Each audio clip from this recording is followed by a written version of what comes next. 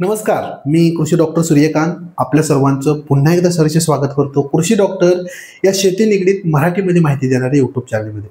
मित्रांनो, स्क्रीनवरती तुम्हाला दिसत आहे आपण पुन्हा एकदा एक नवीन व्हिडिओ बनवत आहोत कलिंगड म्हणजेच टरबूज पिकावरती. आणि आजच्या व्हिडिओमध्ये मी तुम्हाला अगदी सविस्तरमध्ये कलिंगड पिकामध्ये लागवडीपासून काढणीपर्यंत ज्या काही समस्या येतात त्या समस्यावरती ठोस उपाय सांगणार आहे. तुम्ही जर हा व्हिडिओ पूर्ण पाहिला तर मी गॅरंटी देऊन तुम्हाला सांगतो की कलिंगडातील सर्व प्रॉब्लेम तुम्हाला क्लिअर होणार आहेत. खूप महत्त्वाचा व्हिडिओ असणार आहे. थोडासा वेळ करा, व्हिडिओ पूर्ण पहा आणि व्हिडिओच्या शेवटी जर तुम्हाला माहिती आवडली तर हा व्हिडिओ तुमच्या इतर कलिंगड उत्पादक शेतकऱ्यांबरोबर शेअर करा.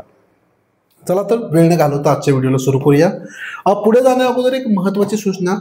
बऱ्याच शेतकऱ्यांनी अजून देखील कलिंगड पिकाचं शेड्यूल खरेदी केलेलं नाहीये. शेड्यूल खरेदी करा. फक्त 149 रुपये किंमत आहे याची. डिस्क्रिप्शन बॉक्समध्ये लिंक टाकलेली आहे, त्याच्यावरती क्लिक करा. तुमचं नाव, तुमचा मोबाईल नंबर, तुमचा मेल आय डी टाका. 149 रुपयांचं पेमेंट पूर्ण करा आणि तुमच्या व्हॉट्सअप नंबरवरती कलिंगड बी लागवड आणि रोप लागवड अशा दोन्ही PDF मिळवा, ज्याच्यामध्ये कलिंगड पिकाची लागवडीपासून काढणीपर्यंतची संपूर्ण माहिती दिलेली आहे. एकही मुद्दा या ठिकाणी आपण सोडलेला नाहीये. बऱ्याच शेतकऱ्यांना खूप चांगले रिझल्ट आलेले आहेत. एकरी जवळपास 28 ते 32 टनाचा ॲव्हरेज त्यांनी काढलेला आहे. PDF मध्ये तुम्हाला काहीही शंका असतील, काहीही डाऊट असतील तर मला या व्हॉट्सअप नंबरवरती मेसेज करा. तुमच्या मनामधील सर्व शंका मी दूर करणार आहे आणि तुम्हाला कलिंगड पिकाची जी PDF आहे ती खरेदी करण्यामध्ये मदत करणार आहे. चला तर या ठिकाणी सूचना समाप्त झाली. आपण पुढे जाऊया आणि आजच्या व्हिडिओमध्ये आपण काय कव्हर करणार आहोत ते पाहूया. बघा, एवढ्या गोष्टी आपण कव्हर करणार आहोत, म्हणजे मर रोग, फळमाशी, व्हायरस, फळ तडकणे ज्याला आपण क्रॅकिंग म्हणतो, याचमध्ये मी तुम्हाला वेलीचं क्रॅकिंग देखील सांगणार आहे. सेटिंग न होणे म्हणजे वेल खूप मोठी वाढले, मादी फुलं खूप आहेत परंतु फळं सेट होत नाही आणि फळं वेळीवाकडे होणे, या सर्व गोष्टी आपण कव्हर करणार आहोत. बघा, एवढ्या सगळ्या गोष्टी तुम्हाला एका व्हिडिओमध्ये कुठंच पाहायला मिळणार नाहीयेत आणि तुम्हाला अगदी मुद्देसूद लिहून पाठवणार सांगणार आहे. त्यामुळे तुम्ही प्रत्येक वेळेस स्क्रीनशॉट काढू शकता, नंतर निवांत वाचू शकता. पहिला मुद्दा म्हणजे व्हायरसचा. आता प्रत्येक पिकावरती व्हायरस येतो, म्हणजे मिरची, टोमॅटो, वांग्यावरती येणारा व्हायरस, वेगवेगळ्या काकडीवर्गीय वेलींवरती येणारा व्हायरस नव्यानं झपाट्यानं आपल्याला कलिंगड पिकावरती दिसत आहे. वॉटरमेलन मोझॅक व्हायरस आपण ज्याला म्हणतो. व्हायरस बद्दल बोलण्या अगोदर मी तुमच्या मनामधील एक शंका दूर करतो. थेट व्हायरसला आपण संपवू शकत नाही. फक्त व्हायरसचा जो प्रसार आहे, एका ठिकाणाहून व्हायरस जो दुसऱ्या ठिकाणी जातो त्याला आपण कंट्रोल करू शकतो आणि त्यालाच इथं पण कंट्रोल करायचंय. आणि थोडीशी प्लॉटमध्ये, वेलीमध्ये इम्युनिटी तयार करायची आहे त्या व्हायरसबद्दल लढण्यासाठी. असं कोणतेही मार्केटमध्ये औषध नाही जे थेट व्हायरसला संपवतं.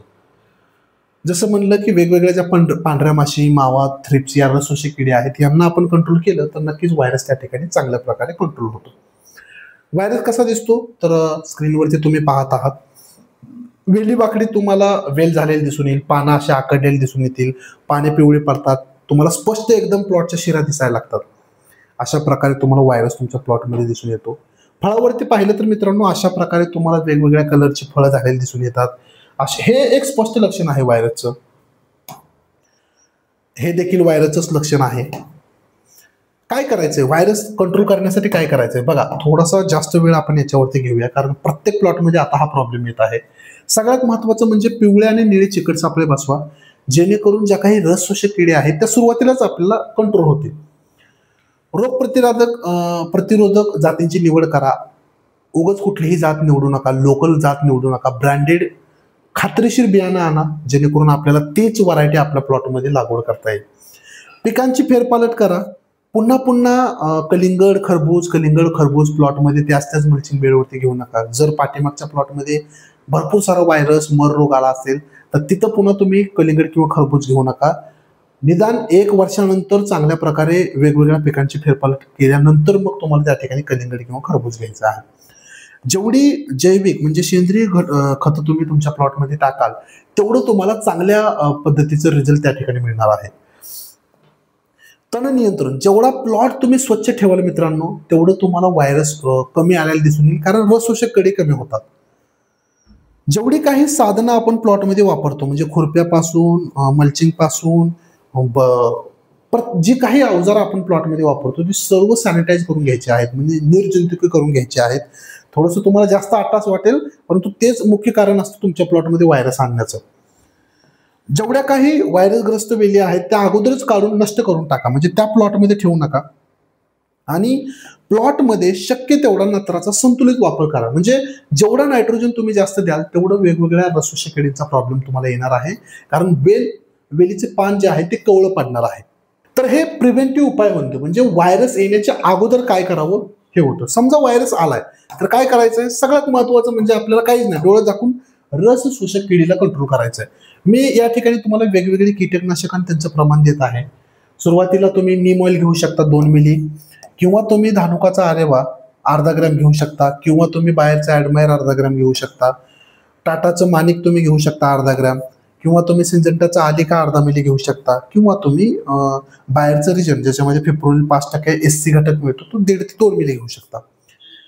कोणतंही एक कीटकनाशक यापैकी घ्या, प्रति लिटर पाण्याचं प्रमाण आहे, आलटून पालटून आपल्या पिकावरती फवारणीसाठी वापरा, ज्याच्यामुळं चांगल्या प्रकारे रस शोषक किडींचा आपल्याला कंट्रोल मिळणार आहे. पण फक्त कीटकनाशक वापरून आपल्याला व्हायरस बद्दल रिझल्ट मिळतील का, तर नाही. मी जसं सुरुवातीला म्हणलं होतं, इम्युनिटी आपल्याला वाढवायची आहे, रोग प्रतिकारक शक्ती आपल्याला वाढवायची आहे, म्हणून आपल्याला त्या ठिकाणी इम्युनिटी बुस्टर वापरावं लागतील. वेगवेगळे व्हायरिसाइड म्हणतो, आता ऍक्च्युअल व्हायरिसाइड नाहीयेत, हे बायोस्टिम्युलंट आहेत, प्लॉटची वेलीची ताकद वाढवतात. मग तुम्ही जिओलाइटच्या नो व्हायरस बरोबर एखादं कीटकनाशक, एक टॉनिक आणि एक स्टिकर असं कॉम्बिनेशन करू शकता, किंवा C7 थायरॉइड सोबत एखादं कीटकनाशक आणि एक टॉनिक असं देखील कॉम्बिनेशन करू शकता. मगाशी जी कीटकनाशकं सांगितली ती आलटून पालटून याच्यामध्ये टाकायची आहेत, आणि कमीत कमी 2 ते 3 स्प्रे घ्यावे लागतील. फक्त एका फवारणीमध्ये व्हायरस कंट्रोल होईल अशी अपेक्षा ठेवू नका, जर व्हायरस जास्त असेल तर. आणि सुरुवातीपासूनच जर मी सांगितलेल्या गोष्टी केल्या तर नक्कीच त्या ठिकाणी खूप कमी व्हायरस येणार आहे. तर हे होतं व्हायरस बद्दल. फळमाशी निसर्गात ऑलरेडी उपलब्ध असते, असं काही नाही की नव्यानं कलिंगड लावलेली फळमाशी येते. प्रत्येक पिकावरती आपल्याला कुठं ना कुठं त्या ठिकाणी फळ येतं, ज्या ठिकाणी गोडवा आहे त्या ठिकाणी फळमाशी दिसून येते. म्हणजेच मधमाशी आणि फळमाशी हे देखील समानच आहेत, फक्त फळमाशी आपल्याला नुकसानकारक आहे आणि मधमाशी खूप फायद्याची आहे. बऱ्याच शेतकऱ्यांना मी फळमाशीसाठी सांगतो की कुठल्याही कीटकनाशकाचा वापर करू नका. फळमाशीसाठी जेवढं शक्य होईल अशा प्रकारे प्रॉब्लेम होतो तुम्हाला. फळमाशीस तुम्ही डॅमेज फ्रूट बघू शकता.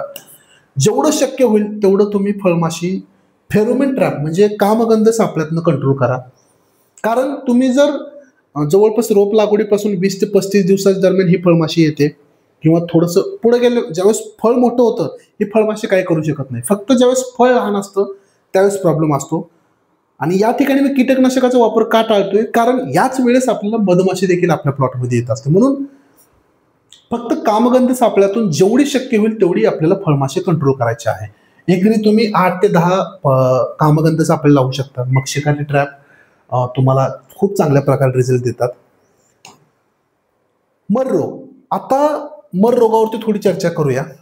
मर रोग 2दा आपल्याला कलिंगड पिकामध्ये दिसून येतो. रोप लागवडीनंतर सुरुवातीच्या अवस्थेमध्ये ज्यावेळेस पाणी जास्त होतं, म्हणजे आळवण्या पण करत असतो, पाणी पण देत असतो, खतं पण सोडत असतो, त्यावेळेस पाणी जास्त होतं आणि रोपं सुकायला लागतात. आणि ज्यावेळेस तुमची वेल खूप चांगली वाढते, सेटिंग होतो, 2, 2.5, 3 किलोचं फळ होतं, त्यावेळेस ज्यावेळेस फळाचा लोड आपल्या प्लॉटवरती येतो त्यावेळेस देखील आपल्याला मर रोग आलेला दिसून येतो. मर रोगाचे प्रमुख कारण मित्रांनो, फ्युजारियम ऑक्झिसोस्पोरम ही जी बुरशी असेल तर मर रोग येतो. पाण्याचा निचरा खूप मोठं कारण आहे मर रोगामागचं. पाणी जर जास्त झालं, पाण्याचं जर ड्रेन आउट नाही झालं आपल्या प्लॉटमधून तर तुम्हाला मरीचा प्रॉब्लेम जास्त येतो. जर आर्द्रता अचानक जास्त वाढली तरी देखील तुम्हाला मरीचा प्रॉब्लेम येतो. आणि थोडंसं आता बियाण्याचं मी तुम्हाला ठामपणे नाही सांगू शकत, पण बरेच लोक म्हणतात की बियाण्यामधून सुद्धा मरीचा प्रॉब्लेम येतो, पण तेवढा नाही, 1-2% असेल. परंतु मेजर कारण पाण्याचा निचरा आणि बुरशीचा प्रॉब्लेम. अशा प्रकारे तुम्हाला वेल अचानक सुकलेले दिसून येईल.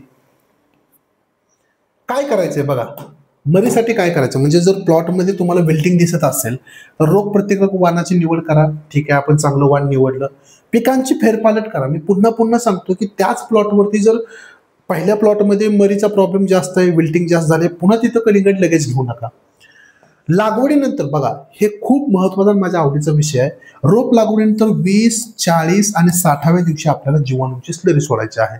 जीवाणूची स्लरीमध्ये काय वापरायचं आहे ट्रायकोडर्मा 1 किलो, सुडोमोनास 1 किलो, गोमूत्र 5 लिटर, दही किंवा ताक 2 लिटर, 2 किलो काळा गूळ, 200 लिटर पाण्यामध्ये द्रावण करा आणि 3 वेळा तुम्ही जर तुमच्या प्लॉटमध्ये सोडलं तर जबरदस्त रिझल्ट मिळतात तुम्हाला. 100% त्या ठिकाणी विल्टिंग येणारच नाही तुम्ही जर हे केलं तर. किंवा तुम्ही कासुगामायसिन म्हणजे कासुबी असेल धानुकाचं 400 मिली घेऊ शकता किंवा व्हॅलिडामायसिन तुम्ही 400 मिली घेऊ शकता, दोन्हीपैकी एक. जर प्रॉब्लेम जास्त वाढला तर हे रासायनिक मध्ये तुम्ही तुमच्या प्लॉटमध्ये ड्रेंचिंग म्हणजे ड्रिपनं वापरू शकता.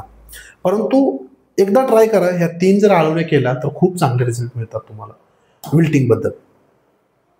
फळाचं क्रॅकिंग बघा, आता या ठिकाणी आपण फळांचं क्रॅकिंग आणि वेलीचं क्रॅकिंग ह्या दोन्ही गोष्टी कव्हर करूया. बरेच लोक लगेच म्हणतात की फळांचं वेलींचं क्रॅकिंग आहे म्हणजे कॅल्शियम नायट्रेटची कमतरता, कॅल्शियम नायट्रेट सोडलं पाहिजे.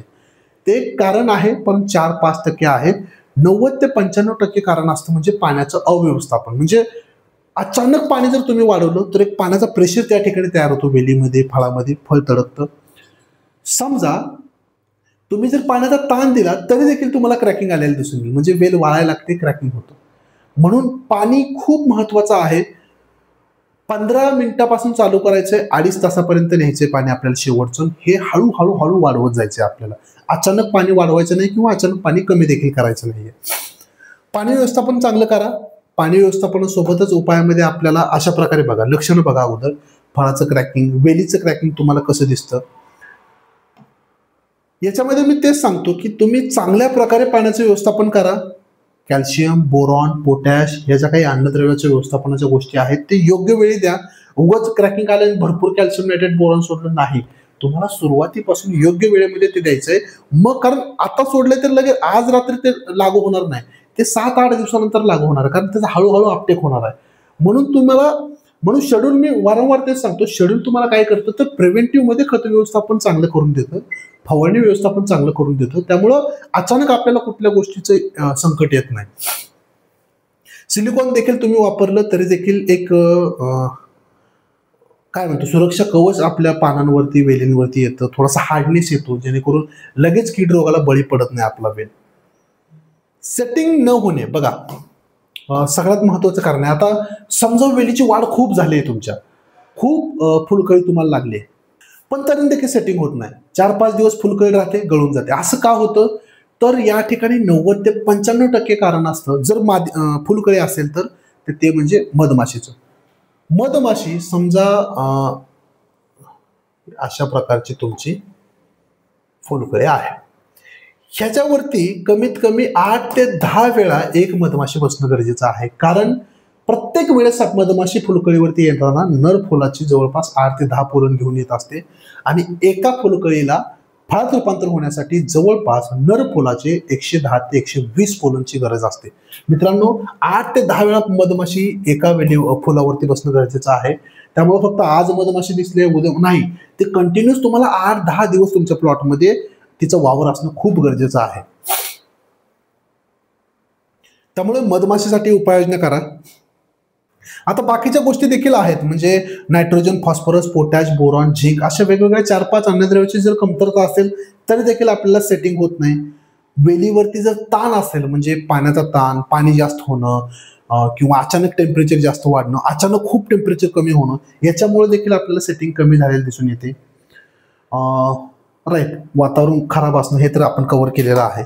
परंतु मेजर मला कारण या ठिकाणी तेच वाटतं, मधमाशी. मधमाशीसाठी आपल्याला खूप चांगल्या प्रकारे उपाययोजना करायच्या आहेत. मधमाशी कशी आणावी बघा, खूप सारे पर्याय आहेत. मधमाशीची पेटी तुम्ही ठेवू शकता. मी जसं प्रत्येक शेतकऱ्याला सांगतो, विलायची 200 ग्रॅम, काळा गोळ 2 किलो, ताक 2 लिटर, 200 लिटर पाणी करायचं, 1 एकरावरती फवारणी घ्यायची. 7 ते 8 दिवसाच्या अंतरानं 2दा फवारणी घ्या, काही अडचण नाही. खूप जालीम पर्याय आहेत. मधमाशीची पेटी ही फवारणी करा. 1 ते 2 किलो फुलं तुमच्या प्लॉटमध्ये विस्कटून टाका. झेंडूची लागवड करा, मोहरीची लागवड करा आधीमध्ये. नसेल तर जो रसवंतीचा चोथा असतो तो आपल्या प्लॉटमध्ये आणून टाका, त्याच्यावरती गुळाच्या पाण्याची फवारणी करा. गुळाच्या पाण्यामध्ये जे गोणपाट असतं ते भिजवा, प्लॉटमध्ये वाळत घाला. प्लॉटमध्ये गुळ शिजू घालू शकता तुम्ही. वेगवेगळे पर्याय आहेत, काहीही करा, परंतु प्लॉटमध्ये मधमाशी आणा, कलिंगडासाठी खूप गरजेचे आहे. बाकी काही नाही केलं तर चालेल. मधमाशी जर असेल आणि फुलकळी चांगली असेल, जबरदस्त रिझल्ट मिळतात तुम्हाला. जवळपास 4-5 सेटिंग तुम्हाला डोळे झाकून त्या ठिकाणी मिळतं. फळं वेळीवाकडी होणे. आता बघा, दोन कारणामुळे फळं वेळीवाकडी होऊ शकतात. एक म्हणजे जर तिला फळमाशीनं डंक केला असेल तरी देखील फळ वेडवाकडं होतं. नसेल तर कॅल्शियम नायट्रेट बोरॉनची कमतरता असेल तरी देखील फळ वेडवाकडं होतं. मग आपल्याला नेमकं बघायचंय की कोणतं कारण आहे वेडेवाकडं होण्याचं. नेमकं फळमाशीचा डंक आहे का कॅल्शियम नायट्रेट बोरॉनची कमतरता आहे. आता बऱ्याचदा या ठिकाणी एक होल बारीक दिसतं, तिथं फळमाशीचा डंक असतो. आणि बऱ्याच ठिकाणी अन्नद्रव्य कमतरतामुळे देखील फळाला एक ओबडधोबड असा आकार येतो, व्यवस्थित आकार येत नाही. ठीक आहे मित्रांनो, जवळपास सगळे महत्वाचे मुद्दे मी कव्हर केलेले आहेत. मित्रांनो, याच्या व्यतिरिक्त तुम्हाला तुमच्या प्लॉटमध्ये कुठल्या समस्या येतात अवश्य सांगा. वेळ भरपूर तुमचा घेतलेला आहे. तुमचा प्रश्न कमेंट्स बॉक्समध्ये लिहू शकता. तुमच्या प्रत्येक प्रश्नाला मी उत्तर देणार आहे, 100% देणार आहे. आणि शेड्यूल नक्की खरेदी करा, शेड्यूल वापरा. शेड्यूलमध्ये काय तुम्हाला कमी जास्त वाटते मला सांगा. आपण आणखीन मेहनत करू आणि आपलं शेड्यूल आणखीन उत्तम करण्याचा प्रयत्न करू. भेटूया एका नवीन व्हिडिओमध्ये. तुर्तास धन्यवाद.